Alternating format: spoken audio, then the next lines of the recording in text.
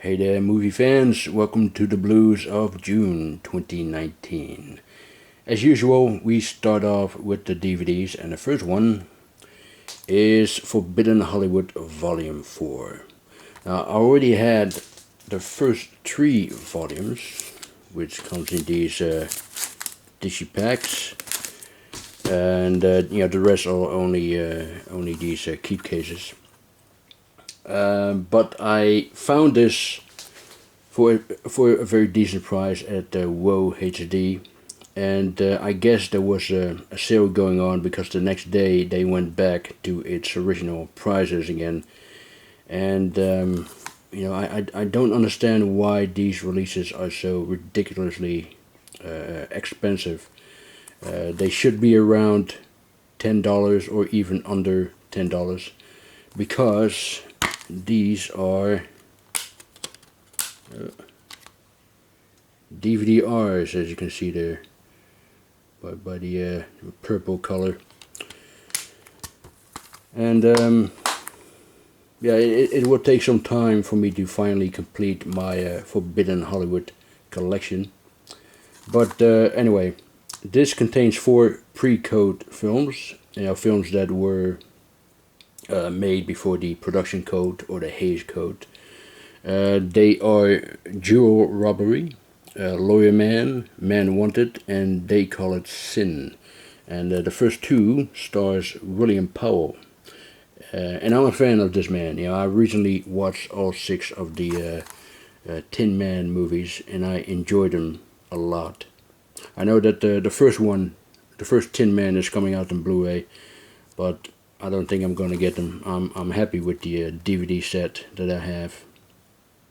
Next is a DVD I got for free, The Fifth Musketeer.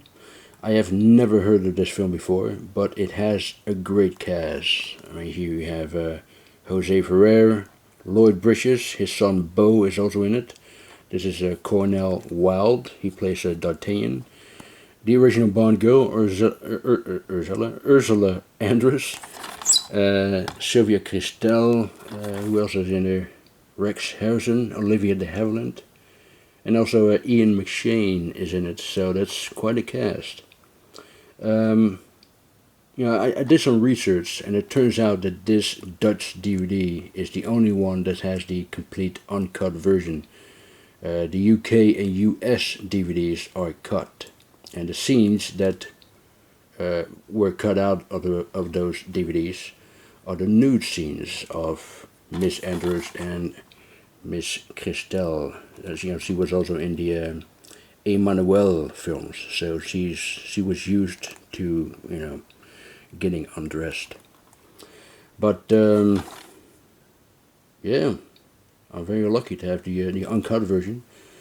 Now, of course, the main question is it a good movie?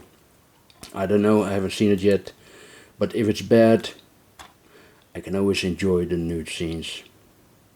Next is the Duel Project. This came about when, let me see here,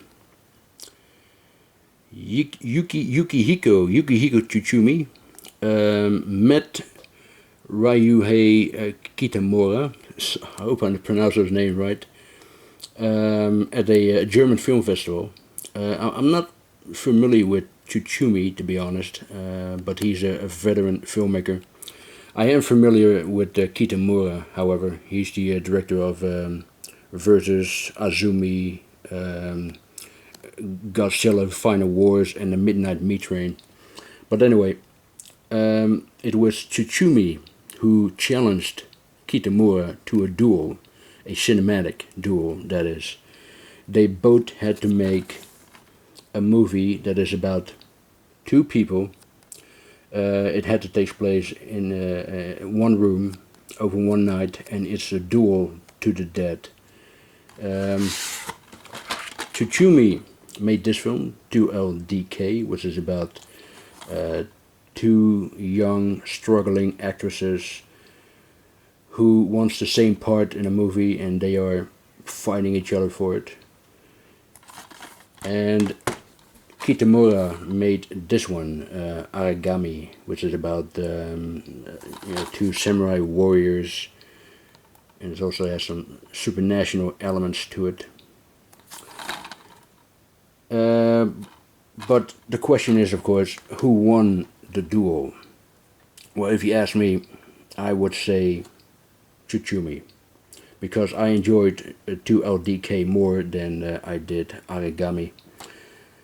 But both movies are okay. They're not game changers or anything like that. It's really the idea of two dueling directors that is far more interesting than the movies itself. Okay, and now for the Blu-rays. And the first one is the Roy Andersson collection. He is a Swedish director, and I've never heard of him or his films before, until I saw a video called Top 10 Production Designs of All Time by Cinefix. And to those who don't know, Cinefix is a YouTube channel dedicated to cinema, and these guys really know cinema. It's like the film school of YouTube. I will leave a link below to that video. And in that video they talked about the Living trilogy, and I was very intrigued with what I saw, so I picked up this Blu-ray set that does not only has the trilogy but also Roy Andersson's first film, A Swedish Love Story. But I haven't checked it out yet, so I'm not going to talk about this one. But this trilogy is unlike anything I've ever seen. It has a very unique style of filmmaking. Visually it looks astonishing, and the production designs is amazing. It's brilliantly done. It's not everyone's cup of tea, but I thought it was wonderful. It's funny, it's bizarre, it's absurd, it's very original, very detailed. I mean, there's always something going on in the background, but yeah, I loved it. I really do. Anyway, let me show you what the films are. The first one is called Songs from the Second Floor. The second one is You the Living. And the title of part 3 is As Strange as the Movie Itself. A pigeon set on a branch reflecting on existence. What a title is that? But yeah, I thought it was really a wonderful trilogy. The Living trilogy.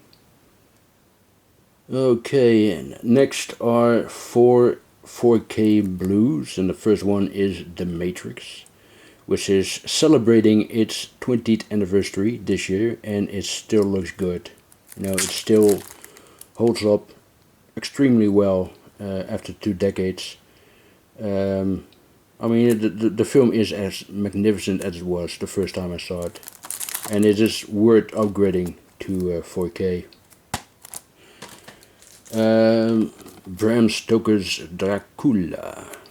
I haven't checked it out on 4K yet, but I'm planning to do so in October. So, yeah. Alien, which is celebrating its 40th anniversary. I mean, it's hard to believe that this movie is 40 years old already. I mean, like The Matrix, it has aged very well. It's incredible how great this movie still looks today. I still don't know which version I prefer, the theatrical version or the director's cut. I saw them back to back one day, and I cannot make up my mind. And I also got another Ridley Scott film, Black Hawk Down, which is amazing. Intense, gritty, brutally realistic. Yeah, excellent film. Okay, I picked up 5 Arnold Schwarzenegger movies here. Red Heat, This is such a great 1980s buddy cop movie by Walter Hill. I know that the American Blu-ray has different extras, but this UK version appears to have a better transfer. Eraser. I saw this at the cinema when it came out, which was in 1996. That was some time ago. And it's still good, you know, it's still a good film. I liked it. End of Days. You know, I used to like it, but now it's meh. Now here's a true Arnie classic, The Running Man, and you know this is a steelbook from Germany, and it is an absolute beauty. I mean, look at this. Look at that. That is very nice.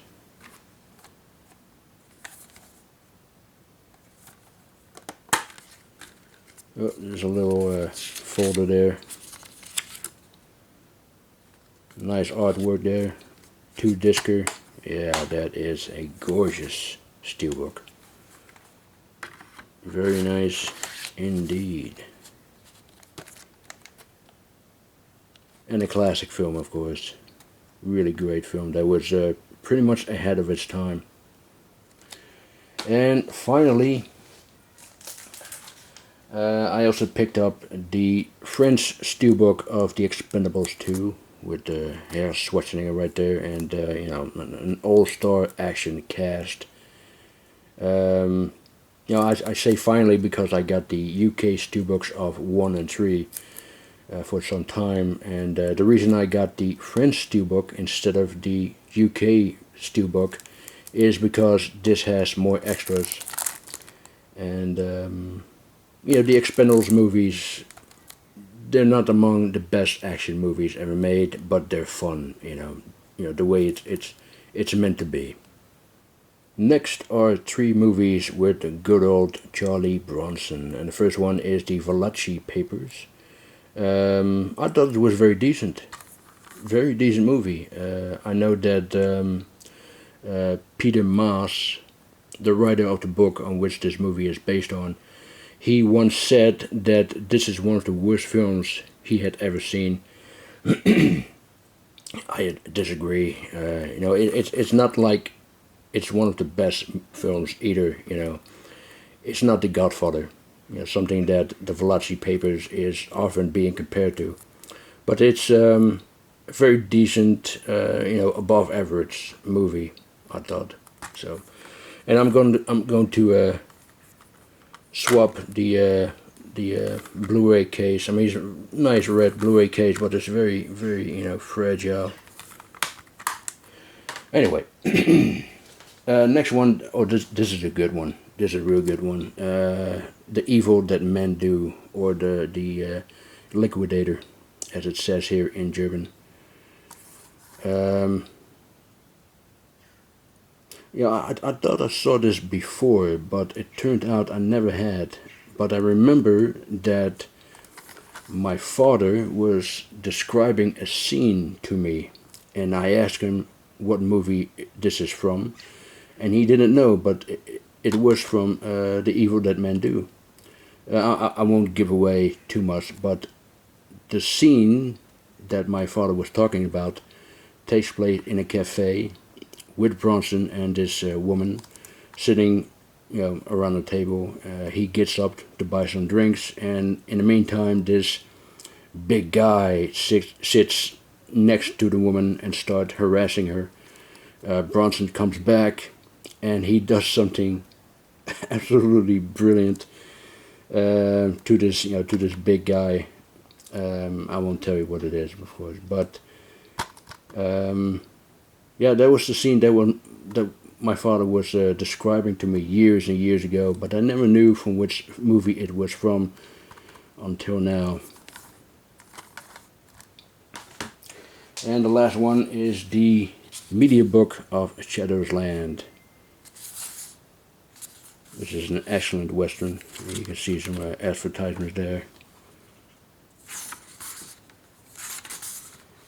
Here he is, Bronson with his wife Gerald Ireland. Made many movies with her. Michael Mann, the director, made many movies with him.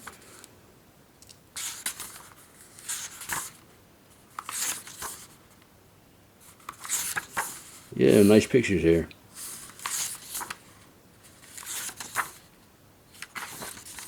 Yeah, beautiful set. And of course, it also has Jack Palance in a very good role. And here is the media book of the dead. Only this is not a German media book; it's a Dutch media book. And unlike the German media books, this is written in English. This is very unusual.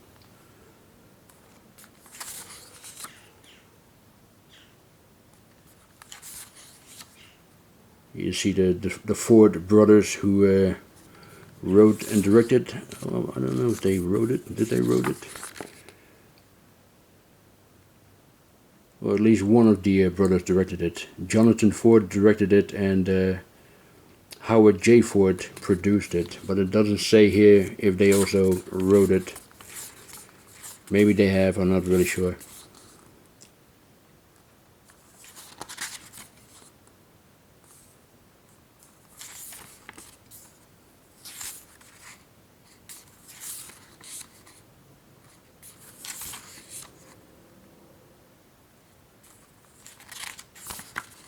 There's some behind the scene pictures there.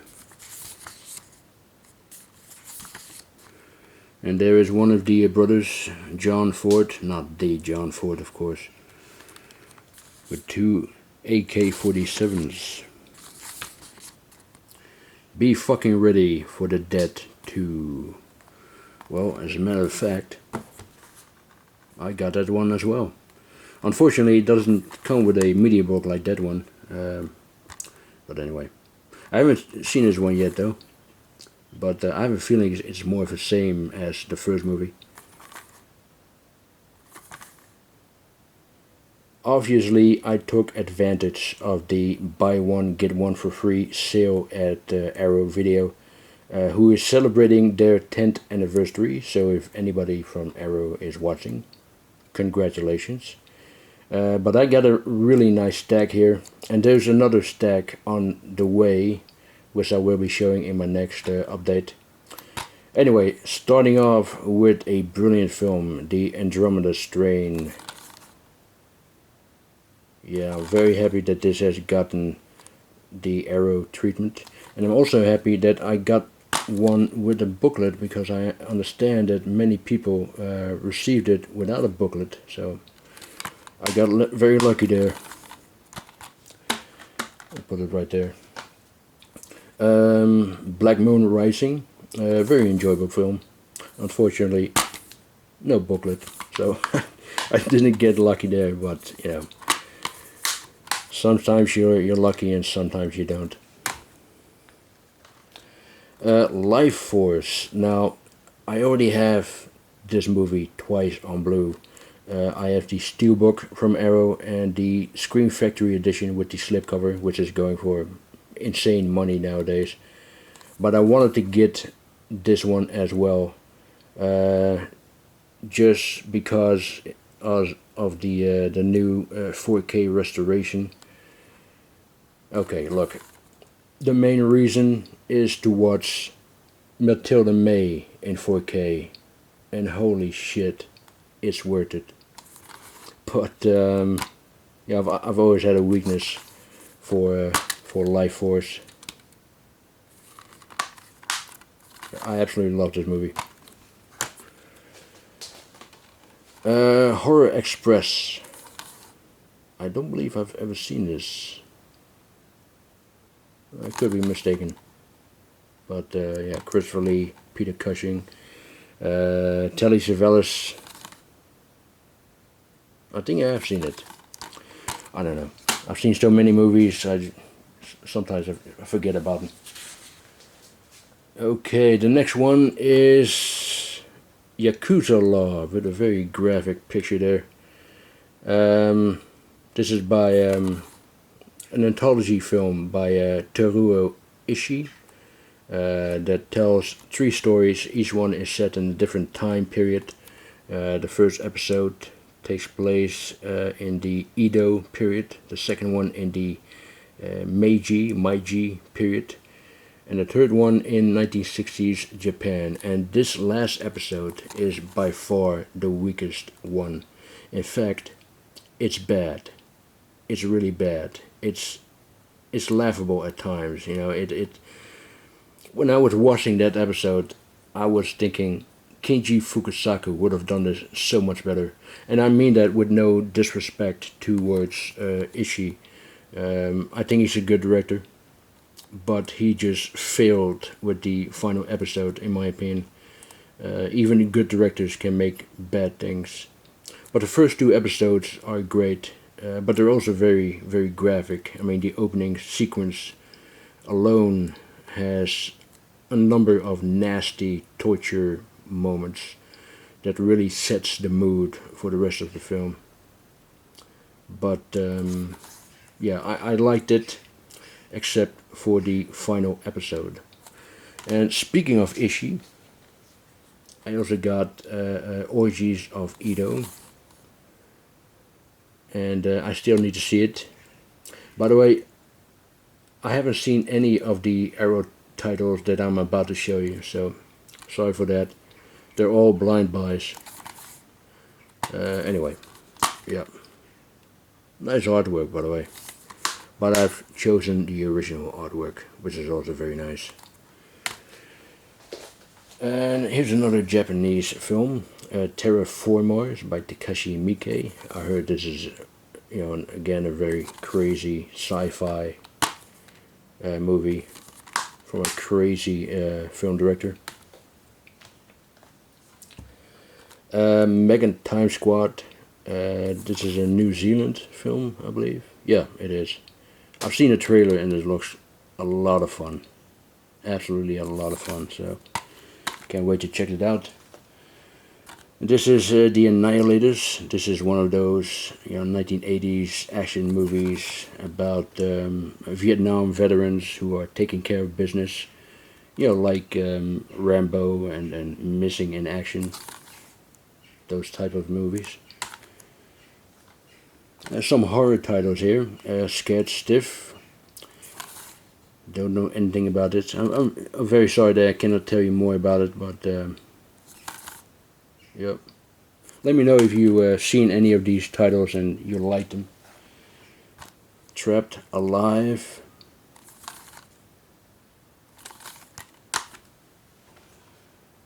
Elvira. Yes, I've never seen this movie. Of course, I'm familiar with Elvira, but yeah, it's just no. I never had the chance to watch it. Well, yeah, I never had the chance to watch it, but I do have now, though. So, yep. And I also the final 2 are from the Arrow Academy label. The Prisoner, which looks very interesting. Alec Guinness and Jack Hawkins, 2 great British actors, and look at the artwork. That is a very bizarre artwork, but it does look intriguing. I heard that this was banned in several countries, and it was also banned at the Cannes Film Festival and the Venice Film Festival. Yeah. I think it's going to be a good one. And finally is Gosford Park.